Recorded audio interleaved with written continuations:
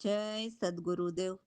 માનવ મહિમા ભાગ 24 હે માનવ, આ સંસાર એક સપન જેવો જ છે, પણ એકાદ વખત પ્રભુ તરફથી સપનામાંથી જગાડનારનો મોકો ઈશ્વર તરફથી મળે છે.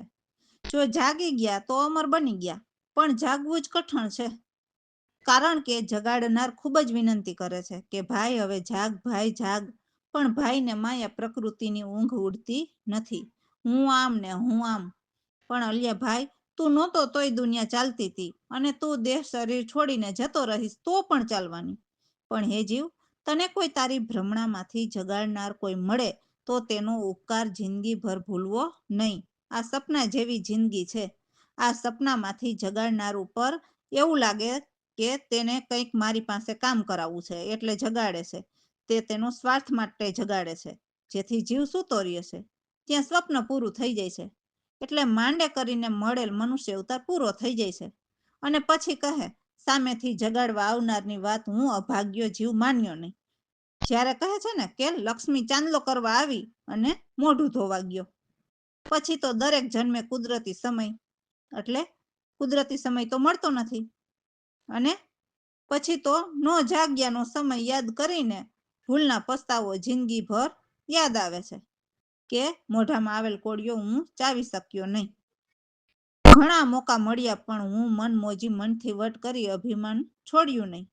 પછી બીજા જન્મે તો તે પણ ભૂલાઈ જાય છે કે આગલા જન્મે મોકો ચૂકી ગયો હતો. પછી તો સૃષ્ટિ રચનામાં 84 લાખ યોનિમાં જન્મ મરણમાં ફર્યા કરવાનું અને કર્મ ભોગવ્યા કરવાના. કારણ કે 84 લાખ યોનિમાં જન્મ મરણમાંથી બહાર નીકળવાનો મોકો મનુષ્ય અવતારમાં જ મળેલ છે. અને જ્યારે મનુષ્ય અવતાર પણ મળ્યો અને દેવોની દુનિયામાંથી છૂટવાનો મોકો પણ મળ્યો, અને તે આપણે ચૂકી જઈએ તો 84 લાખ યોનિમાં જન્મ મરણના લેખ તો આપણે ખુદ જ લખ્યા ગણાય ને. આમાં કોઈને દોષિત ઠહેરાવાનું તો તે વ્યાજબી નથી. મનન કરો. રામ ભરોસે. હવે અમારા સદગુરુની વાણી સમજીએ તો એમાં કહે છે કે જ્ઞાની નિજ આત્મના, એટલે દરેક સંતો પ્રગટ પરમાત્માની વાત કરે છે. અને અમે નિર્ગુણ નિજને નિરખાવનાર ખોજીને જોયા, તો એ નિર્વાણીને હરદિન જાણીને એમની યથાર્થ એટલે સત્ય વાત કહે છે. જે અકર્તા પદ, અંતે અધ્યેય, એટલે એમાં કોઈ ધ્યાન કે ધ્યેય કે ધ્યાતા એટલે ધ્યાન ધરવાનું નથી. ત્યાં બાળક, તરુણ કે વૃદ્ધ કોઈ નથી. ત્યાં અધર ઘર પામીને ફરી પાછા નથી આવવાના. માયા ગુણ તો કોઈ કારણે જ હોય છે, અને એ પણ ચેતનને આશરે છે. જે કર્મ કરીએ તેમાં ક્રિયા તો છે જ, પણ એ બધું સકળમાં છે તે ચેતનને આધારે છે. અંદર બહાર આત્મ સુધા, જેને ખોટા હરખ કે શોક નહીં, એવા સદા સુખકારી અવિનાશી અનાદિ નિર્બંધ એકરાશી છે. એવા બ્રહ્મના ગુંજ અતિ થાય, જ્યાં ખોટું ત્યાં ગુણ કારણ માયા છે. પરમાત્માના દેશમાં ઉત્પત્તિ પ્રલય જૂઠ કે આશા તૃષ્ણા નથી. એવા નિત્ય સ્વરૂપે દેવા રહે, જ્યાં ઈષ્ટ અને ઈષ્ટના ભેદ નથી. અદ્વૈત પ્રવીણરામ, કોઈ લઘુ કે દીર્ઘ નથી. જય સદગુરુદેવ.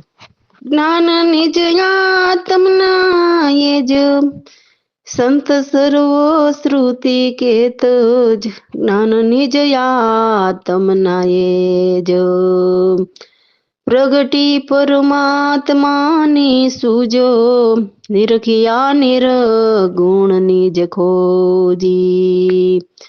યથાર્થ પાખું તે વાણી, જાણ્યા નિસ્દિન નિર્વાણી. જ્ઞાન નિજ આત્મના એ જ અકર્તા પદ યખે યધિએ, ધ્યાન અને ધ્યાતા નહીં કોઈ ધ્યેય. નહીં ત્યાં બાળ તરુણ બુઢા, અધર ઘર પામીને નહીં આવવાના. જ્ઞાન નિજ આત્મના એ જ માયા ગુણ કારણ કારજ હોય, તે પણ ચેતનને આશરે હોય. કર્મા કરતા ક્રિયા ભાસે, સકળમાં ચેતન પ્રકાશે.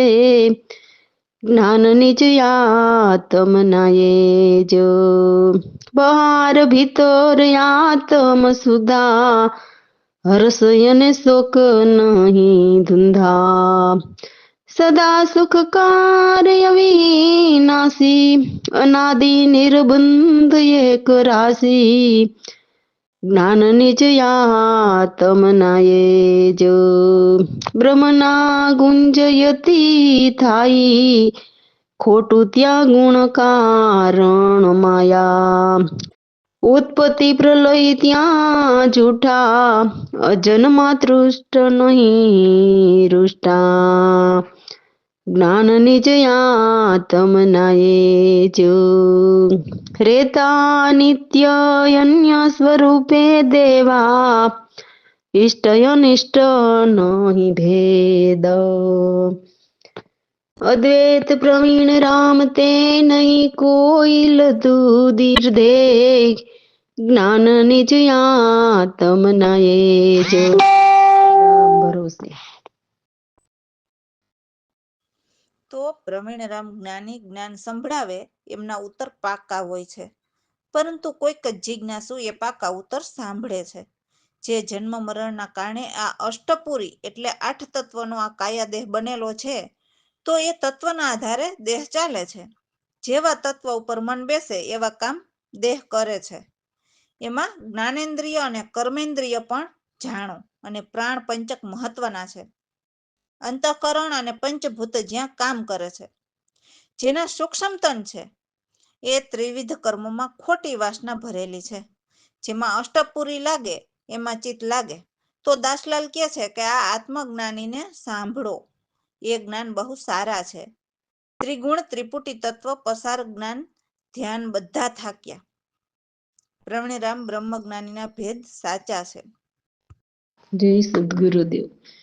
સાધુભાઈ ઉતર્ય મારા પાકા પ્રવીણ રામ જ્ઞાની જ્ઞાન સંભળાવે સાંભળે કોઈ જિજ્ઞાસુ સાધુભાઈ ઉતર્ય મારા પાકા જન્મ મરણના કારણ કહો અષ્ટપુરી તન ત્યાં જ્ઞાનેન્દ્રિય કર્મેન્દ્રિય જાણો પ્રાણ પંચક મહત્વના સાધુભાઈ ઉતર્ય મારા પાકા અંતકરણ અને ભૂત પંચ કામ કરતા રે જ્યાં સાધુભાઈ ઉતર મારા પાકા ત્રિવિધ કર્મમાં ખોટી વાસના સૂક્ષ્મ તન રે જેના